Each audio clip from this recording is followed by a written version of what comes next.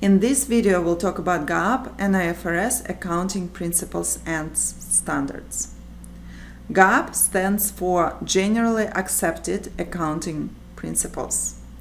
It's a common set of accepted accounting principles, standards, and procedures that the U.S. company and their accountants must follow when they compile their financial statements. IFRS stands for International Financial Reporting Standards and was established in order to have a common accounting language so business and accounts can be understood from company to company and country to country. More than 144 countries around the world have adopted IFRS, which aims to establish a common global language for company accounting affairs. While the Securities and Exchange Commission has openly expressed a desire to switch from GAAP to IFRS, development has been slow. The key differences between GAAP and IFRS is that GAAP is rule-based and IFRS is principle-based. Theoretical framework and principles of the IFRS leave more room for interpretation and may often require lengthy disclosures on financial statements.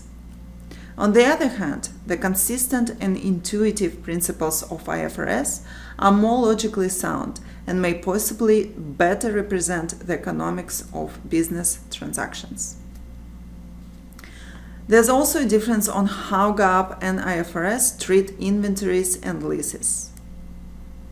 GAAP rules allow for LIFO, which is last in, first out, inventory accounting method, as well as FIFO, first in, first out, and WACC, weighted average calculation, as accounting methods. IFRS rules ban the use of LIFO inventory accounting method, allowing only for FIFO and WACC. In terms of leases, GAAP has a distinction between finance or capital leases and operating leases. With finance leases, the ownership transfers at the end of the lease term, whereas IFRS treats all leases equally. The issue may appear when you need to build a trading comp model, which is a valuation method where you compare different but similar in size companies that are from the same industry.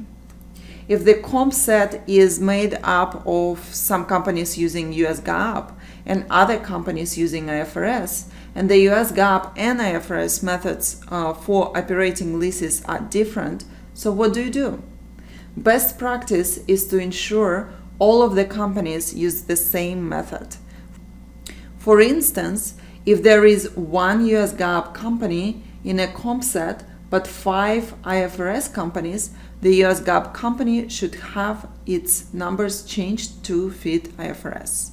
That would be the case when you build a trading comp financial model.